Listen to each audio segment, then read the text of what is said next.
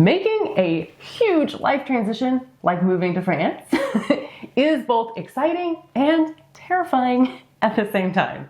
Why do some people take the leap and others never do? And which one are you gonna be?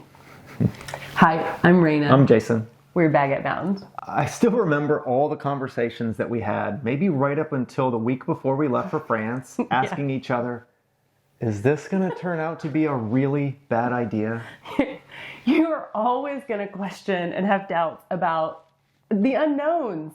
I mean, even when you're excited about the adventure and some part of you knows this feels right.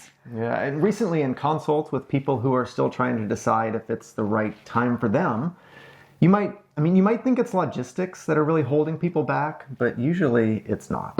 Nope. The hesitations often will fall into one of three categories we've noticed, and maybe one of these is you. Number one, waiting for the perfect time. Yeah, when we first started planning our sabbatical to come to France, we had two major concerns about the timing.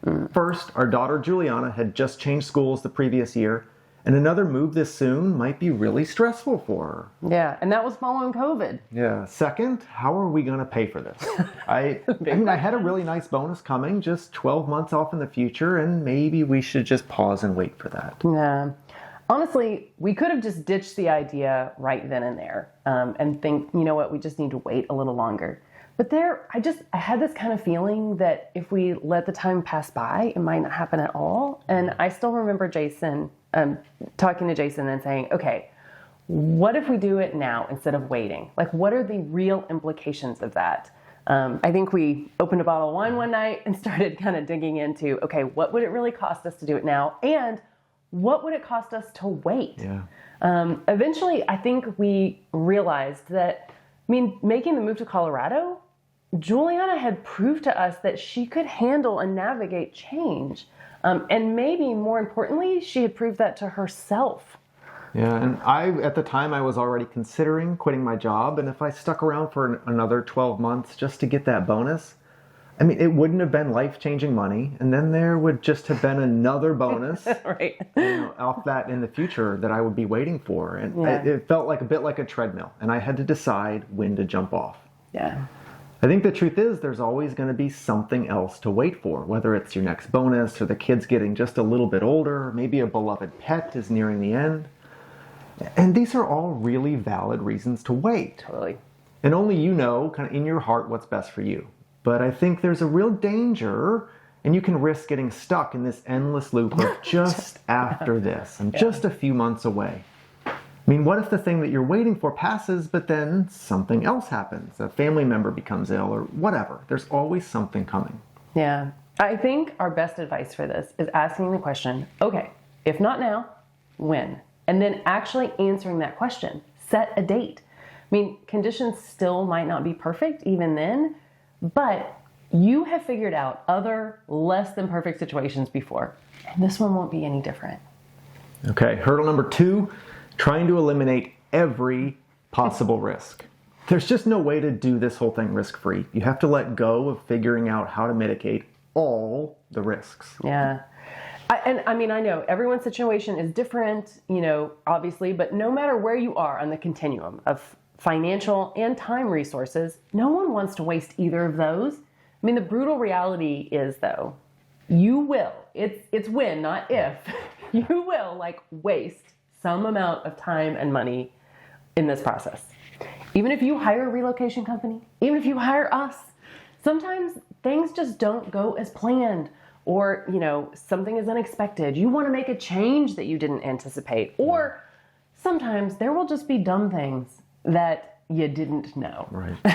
And this doesn't mean you're an idiot or something's wrong. You're just doing this for the first time. And there are a lot of unknowns, often where you have to make decisions before you have all the data, and things have to develop as you go. Yeah, this happened to us almost right away. We lost a $1,600 rental deposit for our first year. Our original plan had been to use France as a home base for a year of family adventure, and the plan was we would homeschool Juliana to give us lots of flexibility for that first year that we were going to be in France. So we'd rented 2 different places, each for 6 months, so that we could experience 2 very different areas and regions of France. But Not long before our move date, we found out that there was a new law going into effect that year that made it administratively really burdensome to homeschool. Yeah. We realized that Juliana would need to be enrolled in a school in France. Yeah, and of course, I mean, we didn't want to move her mid-year once we dropped her into a French school. So we had to choose one of these two rentals and cancel the other. That meant $1,600 deposit, poof, once we canceled the one that we weren't going to use the second half of the school year. Now, in retrospect, the funny thing is, I am so glad this happened. Juliana going to the local school quickly connected us to the French community. We made our closest French friends to this day through that school connection.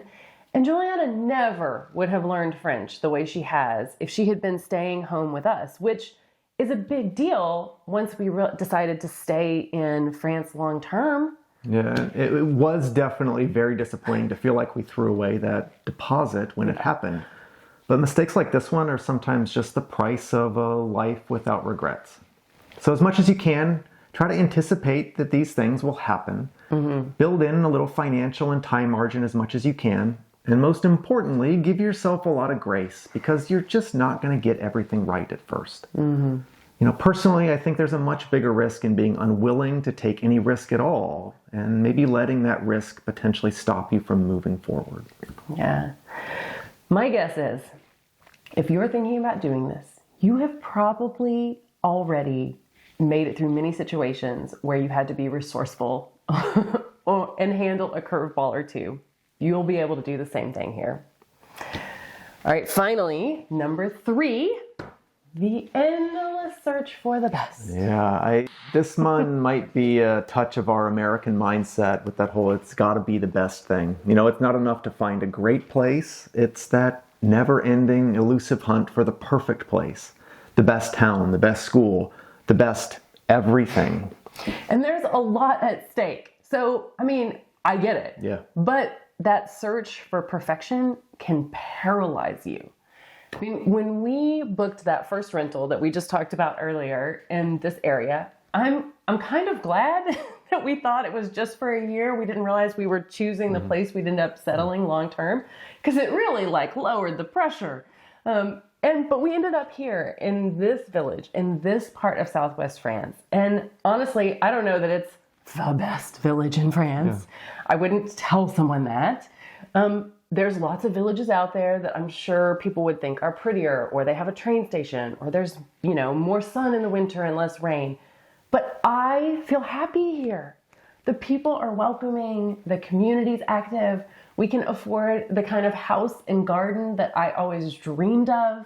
And we can walk to most of what I need day to day. Yeah, it's fantastic. We could have kept looking and maybe we would have found somewhere that had some marginal gains.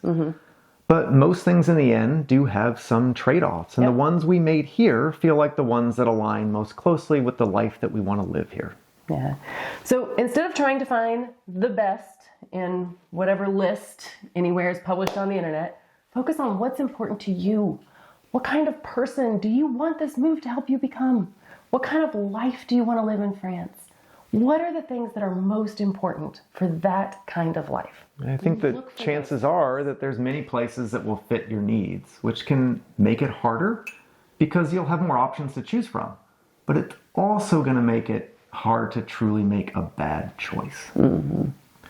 Making a bold move like following your dream to live in France, it definitely is a calculated risk, just like probably many of the things that you've done in life that have brought you a lot of happiness or success. We have confidence in you. You've got this. And if you're feeling like you've almost got this, but you'd like someone to talk through the plans with, you can check out our website to see how to work with us via consult, or we even have a done with you visa service. Thanks for watching. A bientôt.